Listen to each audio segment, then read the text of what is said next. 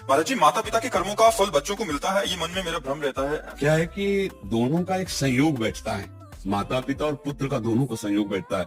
अब जैसे पुत्र पापाचारी है और आपका कोई पिछला हिसाब भोगना है, अब वो ऐसे कर्म करेगा कि आप जलोगे, आप दुख पाओगे। और जैसे पुत्र पुण्यात्मा है, वो आपको सुख देना पूर्व कर्मानुसार, वो ऐसे कर्म करेगा कि आप आनंदित रहोगे। ऐसे ही माता पिता के कर्म से पुत्र और पुत्र के कर्म से माता पिता दोनों का संबंध जुड़ा होता है। ये पूर्व जन्म के कर्म से भी होता है, पूर्व जन्म का कर्म का हिसाब होता है। वैसे भगवान है, कोई ऐसे पुत्र आते हैं कि जन्म से पैसा खर्चा करते करते बाप को ऋणी बना दे, और कोई ऐसे आते हैं मेहनत करके माता पिता को भगवान की तरह पूजते हैं, सुख देते हैं। तो इन सब जगह देखा जाता है कि कहीं ना कहीं कर्म होते हैं, दोनों के कर्म के संयोग से ही परिवार में आना होता है।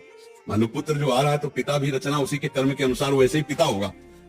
कोई पिता है कि अरबपति खरबपति, कोई बेचारा लेबरी करके कमाता है और जीव उसके यहाँ पुत्र बनता है, एक उसके यहाँ पुत्र बनता है। एक मेहनत से कमाकर अपने पिता को सुख और एक कमाई